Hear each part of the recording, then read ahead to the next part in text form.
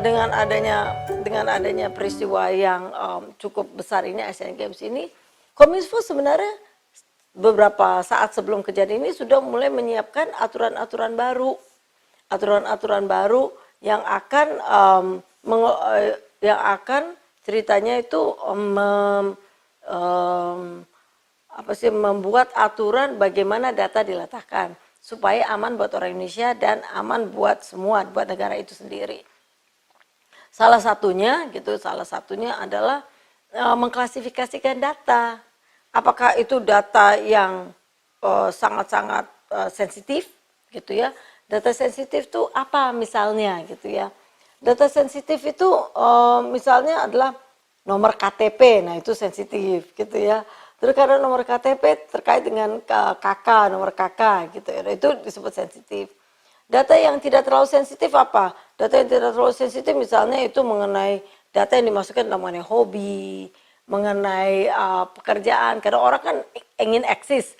Jadi tentunya kan datanya juga ingin dieksis, misalnya data dia sebagai pejabat, data dia sebagai pemuka lingkungan atau tokoh gitu ya, pemuka agama atau tokoh gitu kan, ada data-data dasar yang memang sengaja ditaruh di cloud supaya diakses banyak orang itu lebih gampang. Nah seperti itu berarti data yang tidak terlalu sensitif. Terus ada data-data yang benar-benar yang tadi benar-benar publik gitu. Data yang benar-benar publik itu ya data-data Pak. Kalau udah menjadi figur publik maka data-data yang publik tuh boleh dibuka. Nah Kominfo sudah mulai menyiapkan aturan-aturan seperti itu. Jadi data nomor satu. Kalau kita bicara siber, data nomor satu. Termasuk data-data intelijen mau ditaruh di mana. Orang kalau hal yang sensitif ngomong siber itu nomor satu pasti data. Contoh gitu ya, data-data pertahanan gitu. Kita nggak ingin orang dari luar mengetahui berapa sih kekuatan persenjataan di Indonesia gitu kan. Jadi ini tadi bicara data yang sensitif gitu.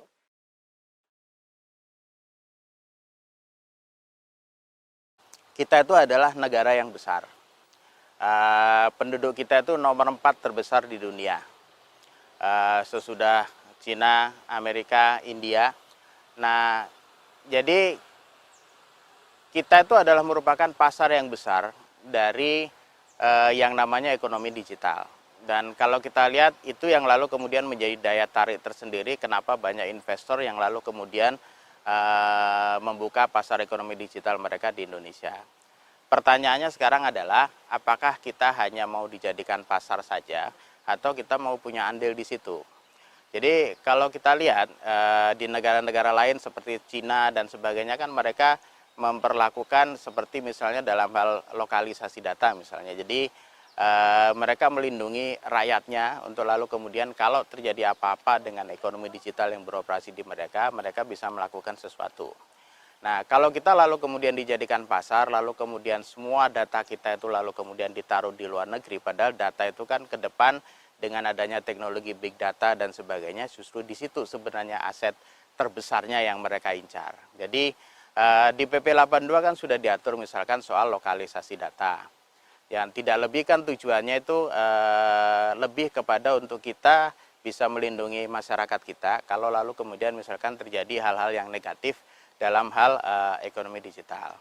Lalu kemudian ke depan itu akan makin luar biasa, misalkan sekarang kita eranya sudah mulai cashless, pembayaran pakai GoPay sudah mulai marak dan sebagainya. Tapi kalau kita lihat di beberapa negara, Alipay juga sudah mulai muncul dan sebagainya. Nah, pertanyaannya adalah sekarang bagaimana kita bisa memanfaatkan kondisi besarnya negara ini untuk lalu kemudian industri TIK itu juga ikut tumbuh. Baik dalam hal penyedia platform, termasuk sampai kepada penyedia infrastrukturnya.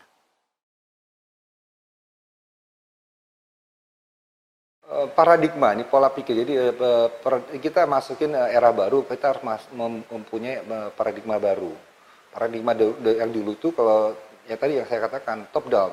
Jadi ini maunya pemerintah, tapi pemerintah tidak mau mendengar apa yang diinginkan masyarakat. Dulu inginnya mengatur.